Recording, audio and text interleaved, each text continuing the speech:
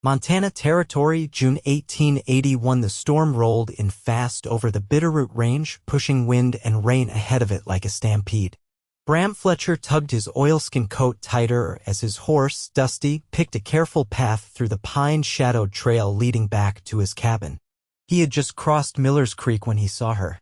She stood on the far side of the water, soaked to the bone, one hand pressed to her rounded belly, the other gripping a branch as if it were the only thing holding her up. Her hair clung to her face, her dress was torn at the hem, and her eyes, wild and too bright, locked onto his like she had been waiting for him. Bram dismounted in 2 strides. "Hey," he said, voice low but firm. "You all right?" She blinked hard, then shook her head. "No," she said, her voice cracking. I do not have anywhere else to go." He saw the way she winced, the way she held her side, and without another word he was beside her, offering his arm. "Come on. You can hardly stand." "I am fine," she insisted, but her knees buckled the moment she tried to take a step. Bram caught her before she hit the ground. She was light, too light for someone carrying a child. He lifted her into the saddle and led Dusty the rest of the way home on foot, glancing up at her every few paces to make sure she had not passed out. His cabin sat in a clearing on the southern edge of the mountains, modest but sturdy, with a stone chimney and a porch that creaked in the wind. He carried her inside and laid her gently on the bed in the corner. She tried to sit up. "I do not want to be trouble." "You are not," he said. "Let me help." She hesitated, then nodded once. "My name is Keira O'Connel." "Bram Fletcher," he replied as he pulled a blanket over her. "You are safe now." He stoked the fire high and brewed some tea, watching her from the corner of his eye. Her skin was pale, lips cracked, but she did not complain once. She only kept her hand on her belly like she was shielding the child inside. "You hungry?" he asked. She nodded. "I have not eaten today. Maybe longer." He gave her bread and stew, and she ate slow, like someone who had learned to stretch what little she had. When she was done, he poured more tea and sat across from her at the table. "Where were you headed?" he asked gently. "Nowhere," she said. "Just away." "From who?" She looked down, eyes wet. "My husband. He is dead. Shot 6 weeks ago in Kansas. I tried to stay, but his brothers, her throat worked. They said I was carrying nothing but trouble. That the farm was not mine. They told me to leave. I had nowhere. I walked. I hitched rides with wagons when I could. I thought maybe if I made it far enough, I could start again." "You came all the way from Kansas?" She nodded. Bram leaned back, the weight of her story settling in his chest. She had survived all that and was still standing. Barely, but still. "You did not think anyone would help you?" Her laugh was soft, bitter. "Not many have." He stood and grabbed a rolled-up wool blanket from the shelf. "You can stay here, for as long as you need." She looked up quickly. "I do not want charity." "Good," he said, "because I am not offering it. Just decency." Kira's eyes filled again, but she blinked the tears back. That night, as the storm battered the roof and thunder rolled over the hills, Bram slept in the rocking chair by the door, his rifle across his lap. And Keira slept for the first time in days without fear. By the end of the week, the bruises on Kira's arms were fading and her walk had steadied. She helped where she could, chopping vegetables, sweeping the porch, folding laundry with hands that shook less each day. Bram never pried. He spoke when she did, listened more than he talked.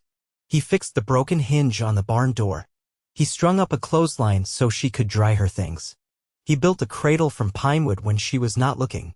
One morning she found it beside the fire. She traced the edge with her fingers, then turned to him. "You made this." He shrugged. Figured the baby would need a place to sleep. Keira stared at him for a long second. Then she said, "You are kind. More than I expected anyone to be." "I just do what I can," he said. She smiled a little, and it was the first real smile he had seen from her. It caught him off guard how much it changed her face. Softer, brighter. That night, they sat on the porch as the sunset painted the mountains gold. Keira wrapped a shawl around her shoulders, her hands resting on her belly. "You ever have family?" she asked. Bram shook his head. "Not anymore. My folks died when I was 20. No siblings. No wife. Just me and this place. Do you like it? She asked. Most days. It is quiet. Honest. She nodded. I think I would like that. Then quieter. I was afraid I would give birth alone. I still am. You will not, Bram said without hesitation. Keira turned to him, eyes wide. Why are you doing this? Helping me? Bram looked at the firelight dancing in her eyes and knew he could not lie.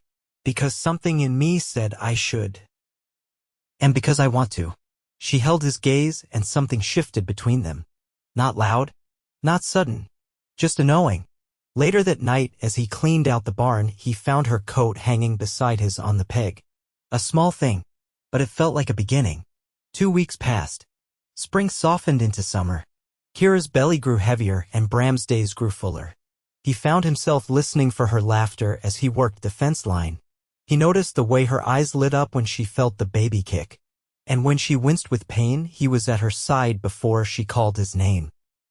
One afternoon, they were shelling peas on the porch when a wagon rolled up the trail. Bram stood, hand on his revolver, but Keira's face went pale. No, she whispered. That is Finn O'Reilly, my brother-in-law.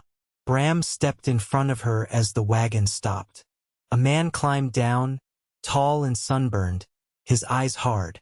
Keira, he said, you need to come with me. Bram's voice was flat. She is not going anywhere. Finn sneered. That is not your choice, cowboy. She is not your property, Bram said. Not now. Not ever. She is carrying my brother's son. Keira stepped forward then, voice shaking but clear. And he will never know the kind of hate your family holds. Finn's face darkened. Bram stepped closer. Leave, now, while you still can. Finn's hand hovered near his hip, but Bram did not flinch. After a long silence, Finn spat on the dirt, turned, and climbed back onto the wagon. This is not over, he growled before riding off. When the dust settled, Bram turned to Keira. Her face was tight with fear. They will come back, she whispered. Then let them, Bram said. They will not take you. Not while I am breathing. Keira's lip trembled. She reached out and gripped his hand. Thank you. He looked down at their joined hands, then up at her. You are not alone anymore. And she believed him. They stood there, holding on as the sun dipped low and the sky turned to fire. The columbines had opened along the south fence and the beehives Bram kept near the orchard hummed with the weight of early summer. Keira stood barefoot in the grass that morning, the hem of her calico skirt brushing the tops of her ankles, one hand resting on her lower back as she tilted her face toward the warm sky. Bram watched her from the barn's shadow. There was something steadying about the sight of her like that, still and quiet in the world, as if the land itself had paused to let her breathe. He hadn't planned to say anything, but she turned toward him before he could step away. You know anyone who can read Latin? She asked, brushing a curl behind her ear. He blinked. Not around here. Why? She bent slowly and picked up a small leather-bound book from the porch rail. It was Sean's. He used to read it out loud at night sometimes. I never understood a word, but it calmed him. There was no crack in her voice now, only a careful reverence. I thought if I could learn, maybe I'd understand what he saw in it. Bram stepped closer, taking in the worn binding. I could ask Reverend Gentry next time I ride into town. He used to teach school before the war. You do that? I said I would. She nodded once, then squinted at the sun. It's almost time to bring in the laundry. I hung it too close to the saplings again. I'll get it. Her brow rose. You know how to fold baby shirts? No, he said, but I'm good at learning. She laughed, soft and surprised. It was a sound he hadn't heard from her before, not relief, not disbelief, just pure lightness. Caught him in the chest. Later that afternoon, as she stitched muslin into swaddles on the porch, Bram climbed the ladder to replace the loose shingles he'd been meaning to fix since February. The nails clinked in his shirt pocket as he rose higher, the the cedar roof warm beneath his boots. He was halfway through the stack when Keira called up. "How old were you when you first rode a horse?" He tapped the next nail into place before answering. 4. My father put me on a mare named Dulcie and told me to hold on or fall off. Did you fall? Twice. Then I learned how to stay on. She paused. That's how it feels right now. Like I'm still falling. He looked down. Her needle was still, her hands resting in her lap. You'll land on your feet. You say that like it's a certainty. It is. Even from the roof he could see the pull in her throat as she swallowed. That evening, Bram hauled the last of the water buckets from the creek while Keira lit the lamp inside.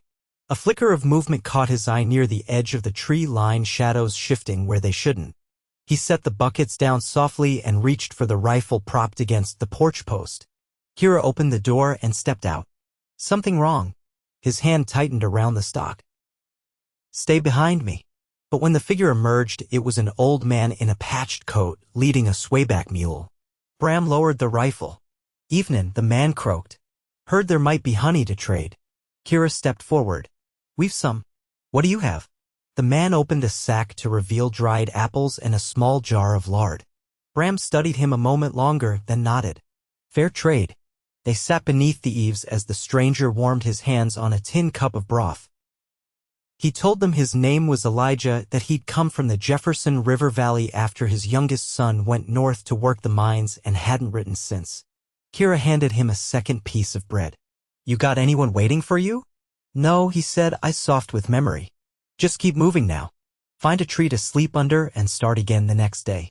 After he left, she stood quiet for a long time, arms crossed over her middle. "You think he was lying?" she asked finally. "No," Bram said. "I think he's just tired." She looked toward the trees where the mule had vanished. "I don't want to be like that."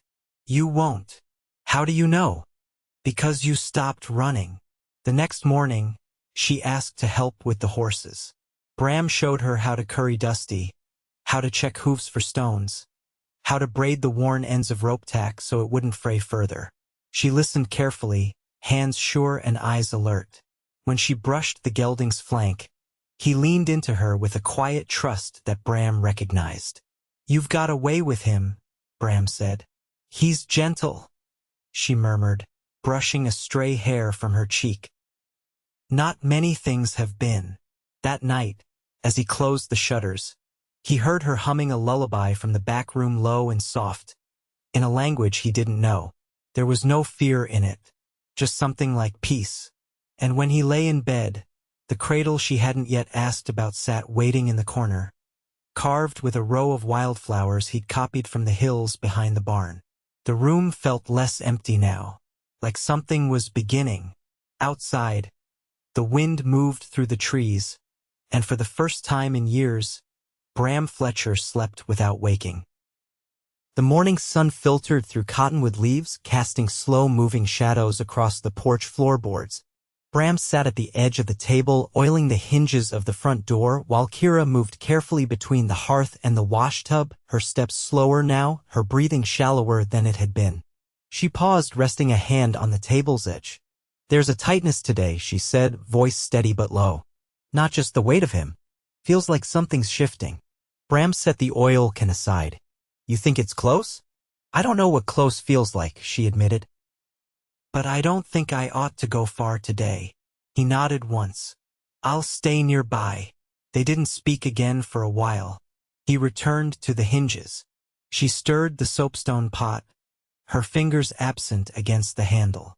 Outside, the breeze carried the sweet scent of early clover from the field beyond the creek. A hawk circled high over the ridgeline. By midday, she'd folded the last of the linens and gone quiet, sitting in the rocker beside the open window, her palm idly tracing the embroidered hem of her apron. Bram brought her a tin cup of boiled barley broth and crouched beside her, watching her jaw tighten as another breath caught. "You need anything?" he asked. She shook her head. "Just time." He stayed crouched a moment longer before rising. "I'll bring in the tools from the shed. Keep myself close." As he crossed the yard, He caught sight of hoofprints in the soft dirt near the edge of the treeline. New, no more than a few hours old, and too deep for a deer. He followed them a short distance, far enough to find where they turned back toward the east, then returned to the cabin with his jaw set. When he stepped inside, Keira was bent forward in the chair, both hands gripping the armrests. "Keira, I'm all right," she said through clenched teeth. "It passes." He didn't argue. He knelt and placed his hand gently on her back. Her skin was damp with sweat. "Let's get you into bed," he said. It took time. Every movement seemed to steal her breath. But she leaned on him without hesitation. Once she was settled, he dampened a cloth and set it to her brow, then pulled the stool close and stayed there, watching the slow rise and fall of her chest. As dusk settled in, her voice broke through the quiet. "Did you ever think about leaving?" she asked. He glanced at her. "This place. No. This life. Starting over somewhere else." He looked toward the window.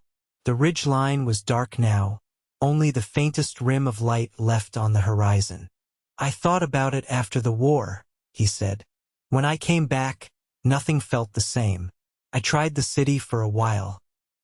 But I couldn't breathe right unless there was space around me." She was quiet before asking, "What made you come back?" He met her eyes. "Didn't find what I needed anywhere else. Turns out, it was here the whole time." Her gaze searched his face, something unspoken passing between them. She reached for his hand. He let her take it. Much later, when the moon was high and the land lay still under its silver hush, Keira's breathing changed again. Sharper, measured. She gripped his wrist. "Bram, I'm here. It's time." He moved without hesitation. The kettle was already warm. Linens laid out. He fetched the water, readied the cloths. She didn't cry out, only breathed through clenched teeth, her knuckles pale against the bed frame. He stayed at her side through every hour. Held the lamp when the shadows grew long. Fed the fire when the chill crept in. She never asked him to leave, and he never did. Just after the eastern sky began to pale, the baby arrived. A boy, slick with birth and red-faced with new breath.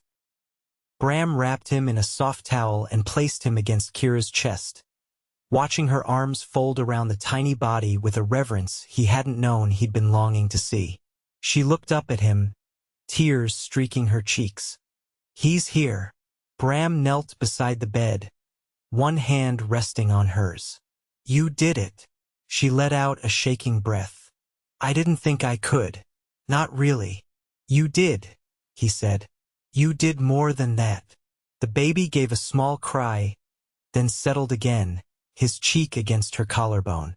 Bram watched her rock him gently, her lips moving in words too soft to catch.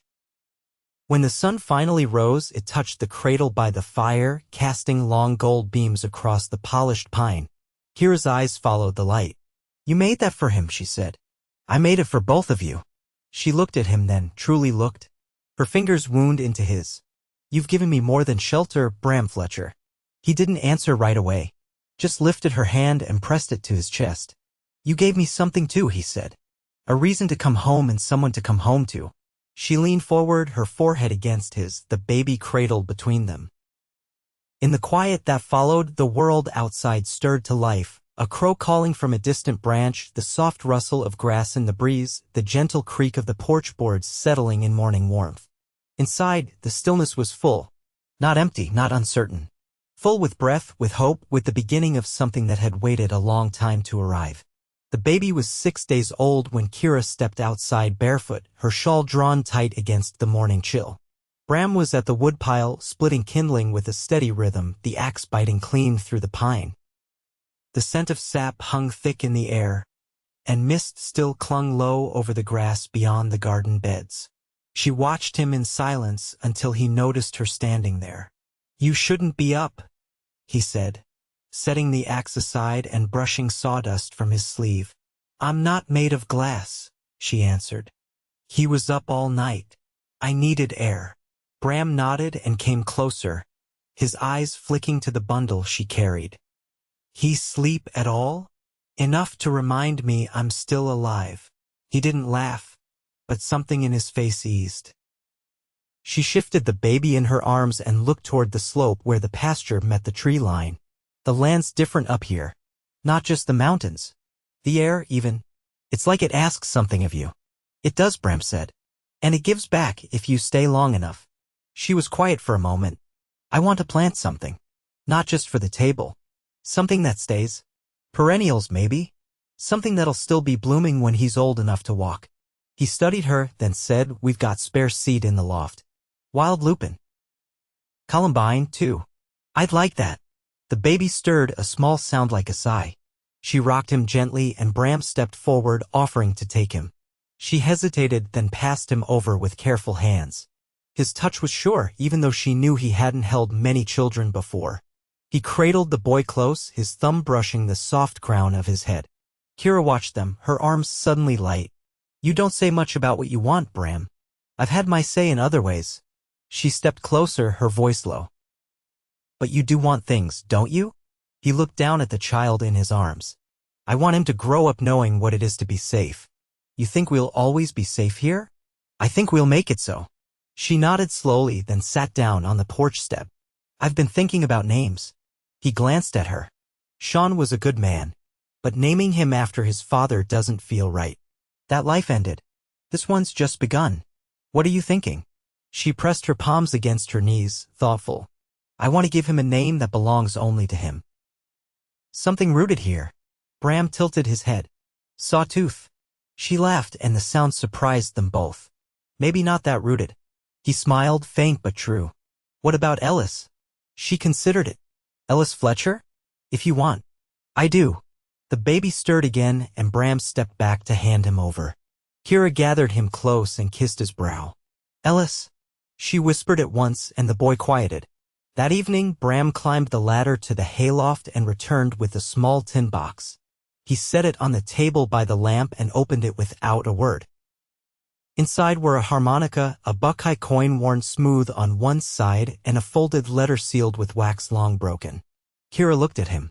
My mother's, he said. She kept this box for when the world felt too big. Said it reminded her who she was. She lifted the harmonica, turned it over in her hand. You play. Not well? She smiled slightly. You should teach him. He looked toward Ellis, sleeping in the cradle now, his small hands curled into fists. I think I will. The wind picked up outside, rustling the dry grass.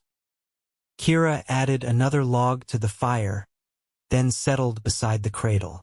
Bram sat across from her, the light painting long shadows on the floor. You ever think about building more rooms? She asked. I have. Her eyes met his. I don't think I want to leave. You don't have to. I'm not saying it because I feel beholden.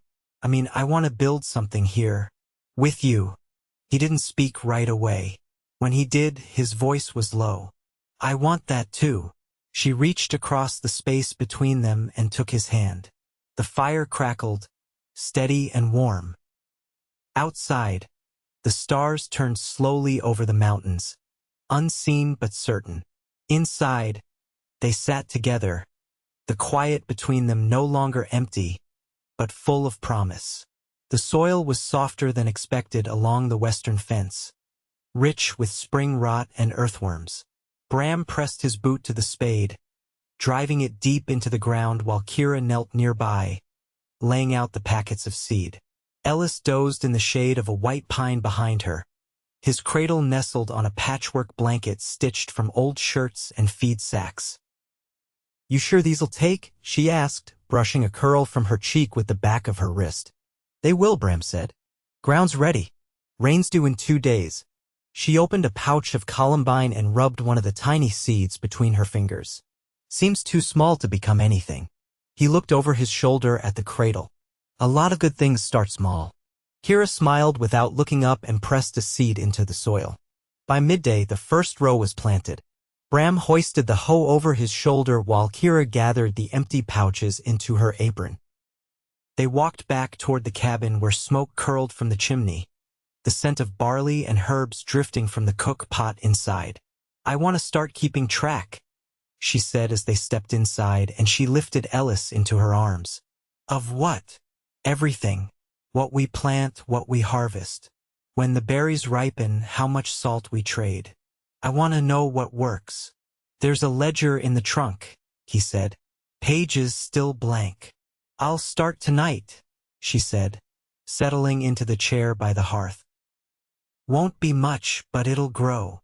Bram nodded, then took the ladle from the pot and poured 2 bowls. They ate in companionable silence, the light shifting across the floor as the sun moved west.